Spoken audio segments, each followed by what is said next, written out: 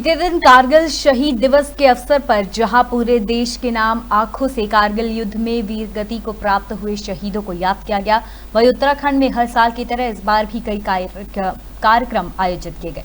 हल्द्वानी में शुक्रवार सुबह से ही कारगिल शहीद दिवस के अवसर पर कार्यक्रम आयोजित किए गए। आपको बता दें कि शाम को हल्द्वानी में आवास विकास के पास बने शहीद पार्क में भाजपा की ओर से मोमबत्तियां जलाकर शहीदों को याद किया गया। इसके साथ ही शहीद पार्क में हल्द्वानी विधायक सुमित हृदय समेत कांग्रेसियों ने मोमबत्तियां जलाकर कारगिल युद्ध के शहीदों को श्रद्धांजलि दी। हल्द्वानी से दीपक अधिकारी की रिपोर्ट। देखिए, 25वां कारगिल विजय दिवस है और जो हमारे वीर शहीद, वीर सपूत, सेना के वो वीर जवान, अफसर जिन्होंने अपने जीवन और अपने जो प्राण थे उनका त्याग दिया इस भारत माता के लिए, आज हम उनको नमन और याद करते हैं कि एक व्यक्ति जिसने योगदान दिया कारगिल युद्ध में, उसको हम प्रणाम और नमन करते हैं। और अवश्य उत्तराखंड के लिए गौरव की बात है और उत्तराखंड के लिए एक गर्व की बात है कि यहाँ से भी कई लोग शहीद हुए। उसमें अगर पहले अफसर कोई शहीद हुए थे कारगिल युद्ध में तो हमारे नैनीताल के मेजर राजेश अधिकारी थे। आज हम उन सब महान आत्माओं को हम अपना नमन और प्रणाम करते हैं। साथ ही साथ आज एक भारतीय नागरिक होने के नाते, ना राजनीतिक पार्टी से होने के नाते, ना किसी राजनीतिक पार्टी के मंतव्य के नाते, पर एक भारतीय नागरिक होने के नाते मैं सुमित हृदय आदरणीय प्रधानमंत्री जी से, आदरणीय रक्षा मंत्री जी से हाथ जोड़ के विनती करता हूं कि अग्निवीर जो योजना है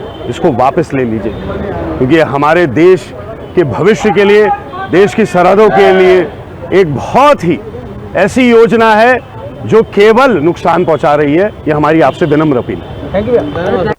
कोई कल्पना कीजिए कि कोई एक जवान युवा अपना घर, अपना परिवार, बीवी, बच्चे, माँ बाप, भाई बहन सब कुछ छोड़ देता है, युद्ध के मोर्चे पर जाता है, शहीद अपने आप को शहीद करता है। ये छोड़ भूल जाता है कि उसके पीछे उसके माँ बाप, अपने देश उसके लिए इतना बड़ा कुर्बानी को देता है। तो ये तो हमारे देश के युवाओं के ब्लड में होना चाहिए कि अगर जब भी वार्षिक रूप से एक बार तो कम से कम हमारे ब्लड के अंदर उनके प्रति कृतज्ञता होनी चाहिए। ये हम युवा पीढ़ी को एक संदेश के रूप में आज यहाँ पर उपस्थित हैं, वो चीज़ हम कभी नहीं भूलेंगे। इसमें एक छोटा सा बात और ऐड करता हूँ, राजेश अधिकारी जी को मैं बहुत अच्छी तरीके से जानता था, कॉमन मित्रों ने उनका परिचय कराया था।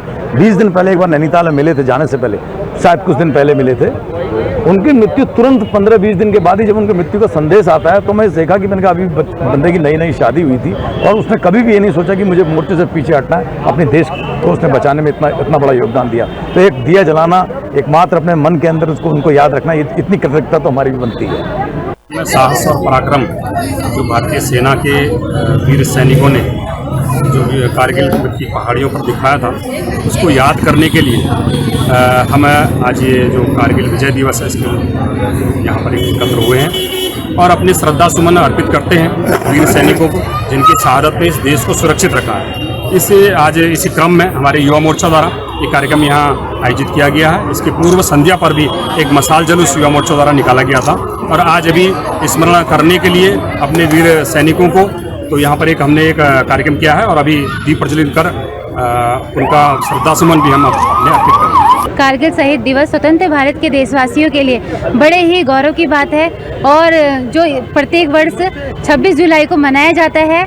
हमारे भारत और पाकिस्तान के युद्ध में 60 दिनों के इस युद्ध में जिस प्रकार देश के सैनिकों ने भारत को अपनी प्राणों की आहुति देकर उन्हें विजय प्राप्त कराई थी, उसी के सम्मान में हर वर्ष 26 जुलाई को ये दिन मनाया जाता है। इसीलिए आज हम सभी कांग्रेस कार्यकर्ता एकत्रित होकर उनके सम्मान में यहाँ उन्हें श्रद्धांजलि देने के लिए एकत्रित हुए हैं।